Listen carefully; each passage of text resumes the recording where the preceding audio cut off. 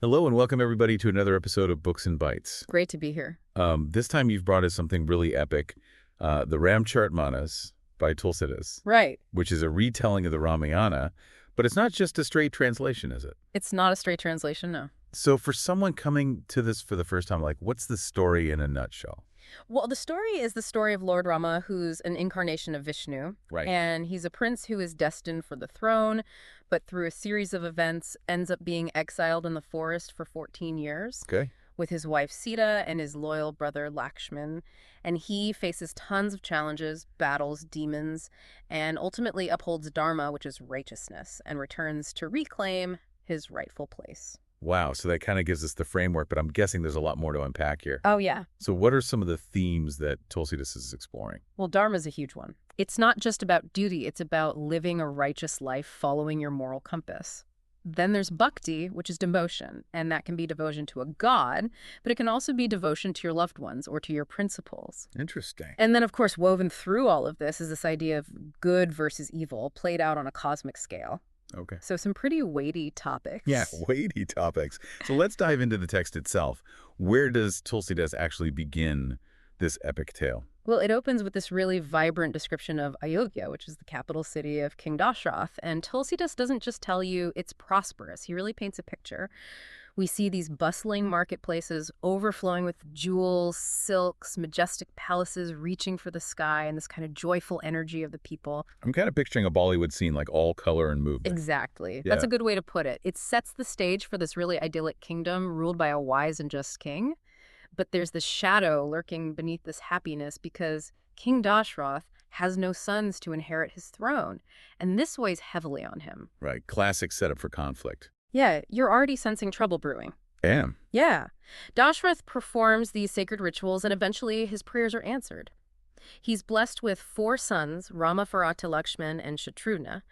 And Rama, the eldest, is described as not just a strong and capable prince, but really like the embodiment of dharma itself. So the perfect heir arrives, problem solved. Well, not quite, Okay. because as Rama grows up, he's beloved by everyone. When Dashrath decides to make him the heir apparent and begin preparations for his coronation, the city explodes in celebration. Okay. And Tulsidas really emphasizes this joy and anticipation building up to this moment. I can already sense that tension building. Like Right. a kingdom, multiple heirs, things are bound to get messy. You're absolutely right. Yeah. And here's where the character of Kaikeyi comes in. She's one of Dashrath's wives, and while initially she's delighted by Rama's ascension, her maid, the cunning Manthara, starts whispering these poisonous doubts in her ear. Oh, I don't like the sound of this Manthara character. Yeah. Sounds like trouble with a capital T. She's definitely a catalyst for the drama that's about to unfold. She reminds Kaikeyi of these 2 boons that Dashrath had promised her years ago, and this kind of plants the seed of jealousy and ambition in her heart because she wants her own son, Bharat, to be king. So she's going to use these boons to get her way. So what does she actually demand? Well, this is where the whole story takes a really dark turn.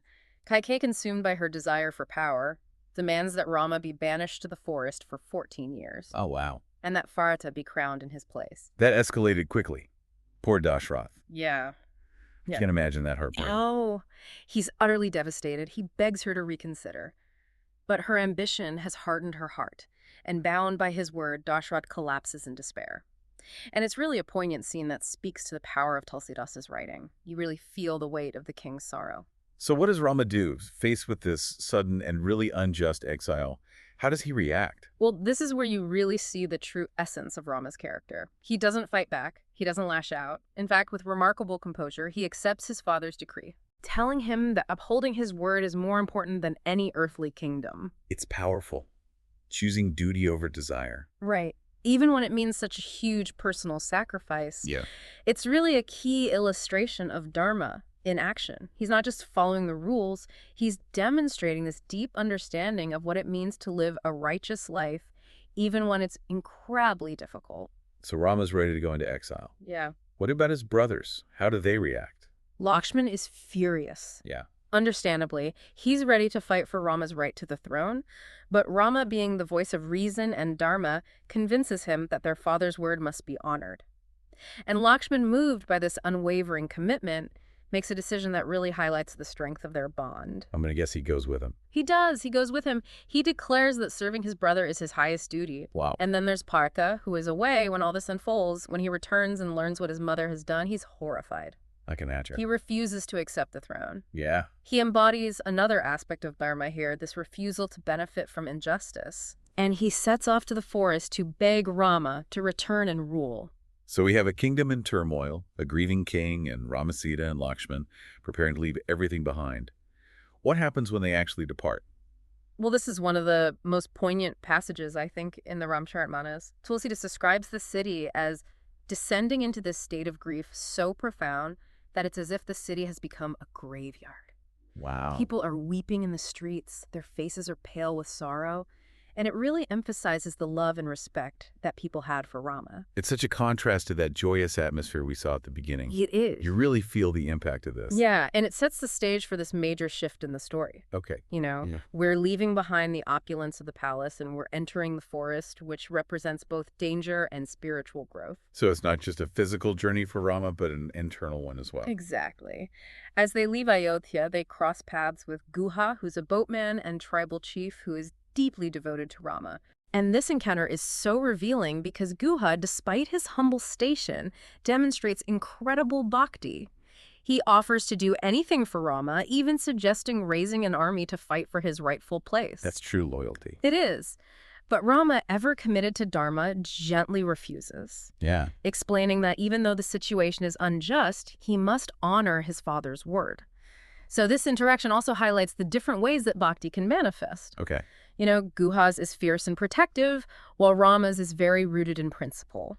It also shows the impact that he had on people, regardless of their social standing. It does. A king and a boatman. Right, united by this deep respect and affection. Yeah. And as they journey deeper into the forest, they encounter all these different sages and hermits, each offering wisdom and guidance.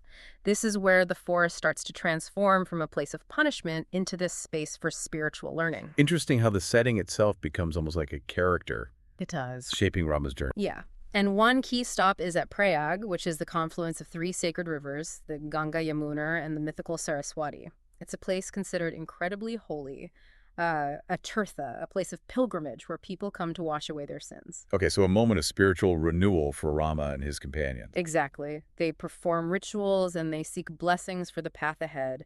And it reinforces this idea that even in the midst of difficulty, faith and devotion can provide strength and solace. But I have a feeling that the forest holds more than just spiritual lessons for Rama. Oh, yeah. Things are going to get a little more, shall we say, adventurous? Oh, yeah. You're reading Tulsidas' mind. Uh-oh. The forest is also home to all these demons and these forces of evil that threaten the balance of the world, and Rama is going to have to confront them. Okay, now I'm really intrigued. This is where the epic part of this epic poem truly begins. Get ready for some incredible battles and encounters with mythical creatures. It's where we see Rama's strength and his commitment to dharma really tested like never before. So we left off with Ramasita and Lakshman facing the darker side of the forest, those demonic forces you were talking about. Right. This is where the story really kind of shifts, from these internal struggles and these tests of character to like a more outward battle against evil. Okay. And it all revolves around this one particularly formidable demon, Okay. Ravana, Yeah. the 10-headed king of Lanka. 10 heads. Mm-hmm. That's a lot to keep track of. It is. So what makes him such a powerful antagonist? Well, aside from the whole 10 heads thing, Yeah. which definitely adds to the intimidation factor, he's incredibly strong, he possesses magical powers. Right.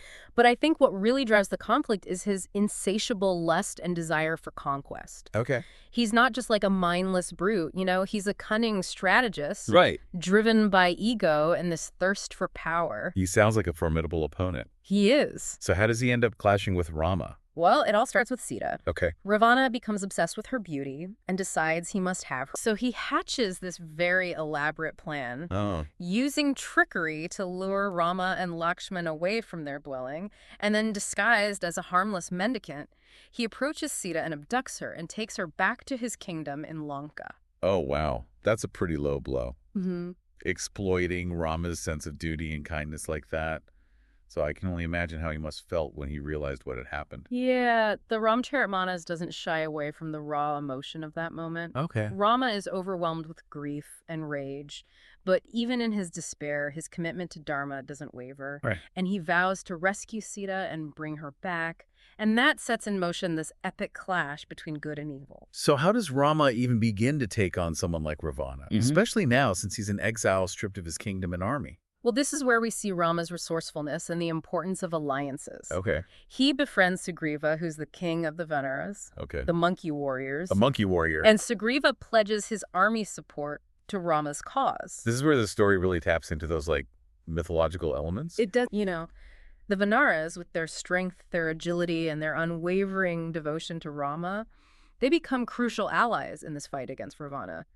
And among them, there's one figure who really embodies the power of bhakti, Okay. Hanuman. Hanuman. Yeah, he's such an iconic figure, even beyond the Ramcharitmanas. He is. He's a fan favorite, for sure. Yeah. And Hanuman's role in rescuing Sita is absolutely central. Okay. He undertakes this incredible journey, leaping across the ocean to reach Lanka. Wow. He locates Sita imprisoned in Ravana's palace and delivers Rama's ring to her, Okay. a symbol of hope and a promise that she'll be rescued. It's a testament to Hanuman's courage and devotion to Rama. It is. His bhakti knows no bounds. Wow. He even battles Ravana's demons and sets fire to Lanka as this kind of show of strength. Wow. But his primary mission is to comfort Sita and relay Rama's message. Right. And it's really an inspiring display of loyalty and selflessness. So the stage is set for this final showdown. Right. How does this epic battle between Rama and Ravana actually play out? Well, it is a clash of titans. Okay, Tulsidas describes this grand battle in vivid detail: divine weapons, magical powers, incredible feats of strength. The imagery is so powerful you can practically hear the clash of swords and feel the earth trembling beneath their struggle. I'm on the edge of my seat. So who ultimately triumphs? Well, as you might expect in a story like this, good prevails over evil. Okay. After a fierce and protracted battle, Rama finally slays Ravana, releasing Sita from her captivity. What a relief. And this moment really signifies the ultimate victory of dharma over adharma, Right. of righteousness over wickedness. I bet that reunion between Rama and Sita was pretty emotional. It is a beautiful moment of joy and relief. Yeah. And with Ravana vanquished, they return to Ayodhya, where Rama is finally crowned king, reclaiming his rightful place after years of exile. And the city, once steeped in sorrow, erupts in celebration, welcoming back their beloved ruler. It's a satisfying ending to a really epic journey. It is. After all the trials and tribulations, Dharma is restored, and Rama is finally where he belongs. He is, but the Ramcharitmanas doesn't actually end there. Okay. It goes on to explore the challenges Rama faces as king, how he upholds justice and righteousness in his reign. All right.